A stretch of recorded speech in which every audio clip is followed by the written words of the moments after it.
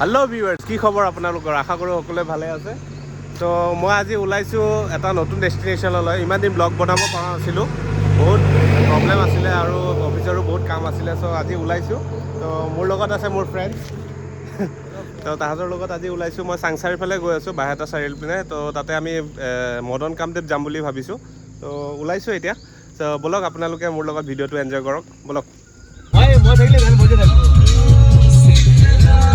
এইখিনি সুবিধা ল'ব মানে মজা জেগা এইখিনি।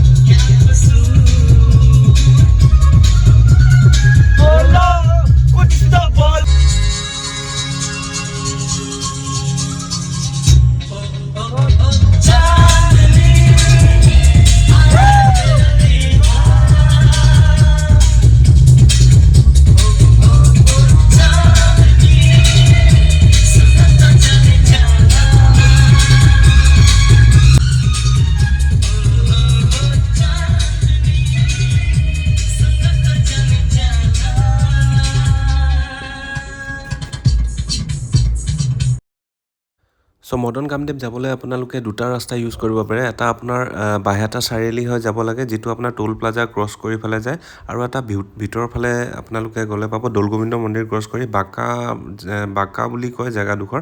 তো সেইটো ৰাস্তাৰে গ'লে আপোনাৰ চিধি গ'লে আপোনাৰ মদন কামদেৱ পাই যায়।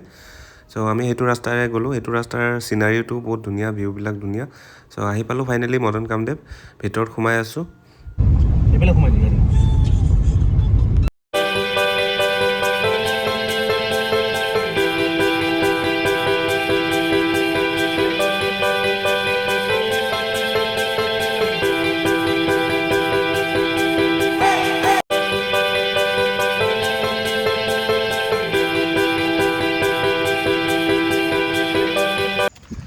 চ' ফাইনেলি আমি আহি পালোঁ মদন কামদেৱ।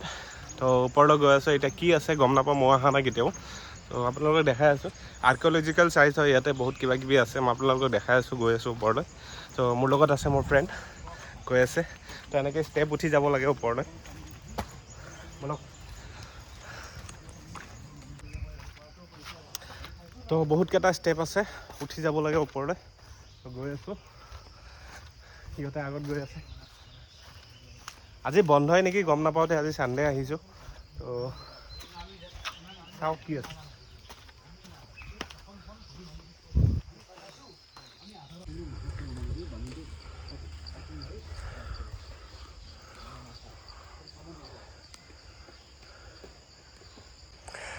এইটো আৰ্কিঅ'লজিকেল চাইট হয়। চ' এইটো বেটাৰটো চাই লওক আপোনালোকে। পুৰুষ মহিলা অথবা ডেকা গাভৰু অশালীন অৱস্থাত ধৰা পৰিলে কঠোৰভাৱে আইনগত ব্যৱস্থা গ্ৰহণ কৰক। চ' বেলেগ কামৰ কাৰণে আহিব, চাবৰ কাৰণে আহিব।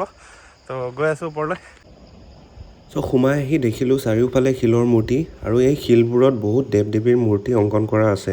ব'লক আপোনালোকক মন্দিৰৰ চাৰিওফালে দেখাই আছোঁ।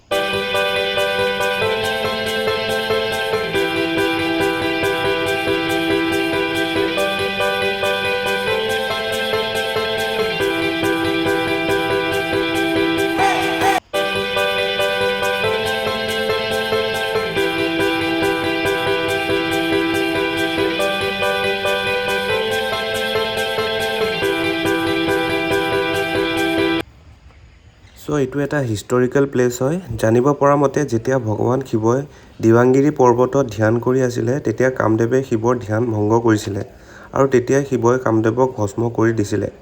আৰু কামদেৱৰ পত্নী ৰতিয়ে কামদেৱক পাবলৈ শিৱৰ ওচৰত বহুত প্ৰাৰ্থনা কৰিলে, তথাপিও কামদেৱক ঘূৰাই আনিব নোৱাৰিলে। তেতিয়া শিৱই কামাখ্যা মাৰ ওচৰত আৰাধনা কৰিবলৈ ক'লে, আৰু কামাখ্যা মাই সন্তুষ্ট হৈ কামদেৱক শিলৰ আকাৰত জীৱনদান দিলে, যাতে মনুষ্যই পূজা কৰিব পাৰে।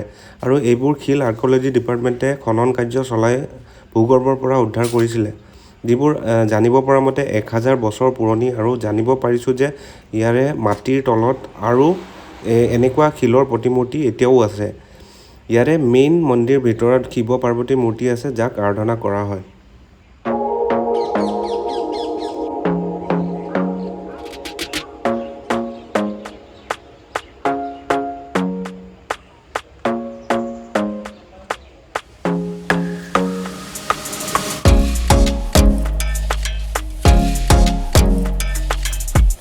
আপোনাৰ শিলৰ বহুত মূৰ্তি আছে।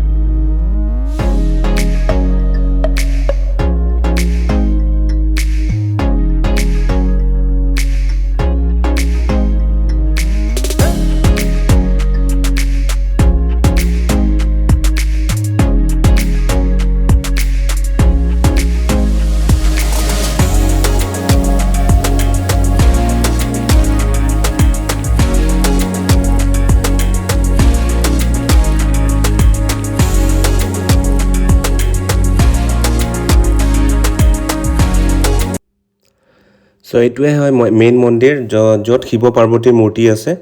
আমি ভিতৰলৈ সোমাই নগ'লোঁ, তথাপিও আপোনালোক চাৰিওফালৰ পৰা দেখাই দি আছোঁ, আপোনালোকে চাই থাকক। চ' ইয়াতে আপোনাৰ পূজা কৰা হয়, শিৱ পাৰ্বতীৰ মূৰ্তি আছে যাত পূজা কৰা হয়। ইয়াতে আজি ছানডে' কাৰণে ইমান মানুহ নাই, তথাপিও আমি আহিছোঁ আৰু চাবৰ কাৰণে।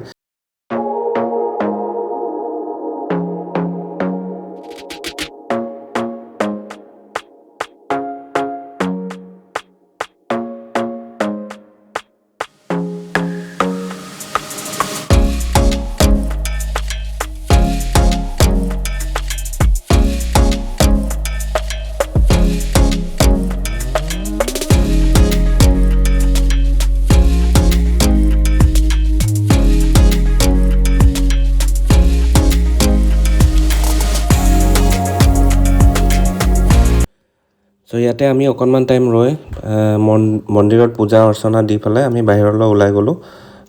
বাহিৰত আমাৰ আৰু এটা গেট আছে, চ' সেইটো গেটটো আজি বন্ধ আছে। আজি ছানডে' কাৰণে এইবিলাক বন্ধ থাকে, তো তালৈ গ'লোঁ এনেই বাহিৰৰ পৰা আপোনালোকক দেখাই দি আছোঁ কি আছে। ভিতৰত সোমাব নোৱাৰিলোঁ, আন কেতিয়াবা আহিলে সোমাম আৰু দেখাম আপোনালোকক ভালকৈ।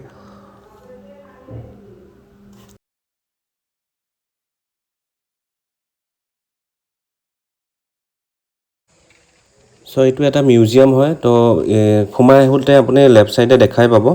তো ইয়াতে আমি সোমাই গ'লোঁ, পাৰ পাৰ্চন 5 ৰুপিজকৈ চাৰ্জ লয়। তো ভিতৰত সোমাই গ'লোঁ, কিন্তু আপোনাৰ মোবাইল আৰু ভিডিঅ' এলাউ নাই। চ' আমি নকৰিলোঁ আৰু ভিডিঅ', কিবা কিবি চাই পেলাই গুচি আহিলোঁ আৰু পুৰণা বস্তু কিছুমান আছে শিলৰ, তো এইবোৰ চাই পেলাই গুচি আহিলোঁ।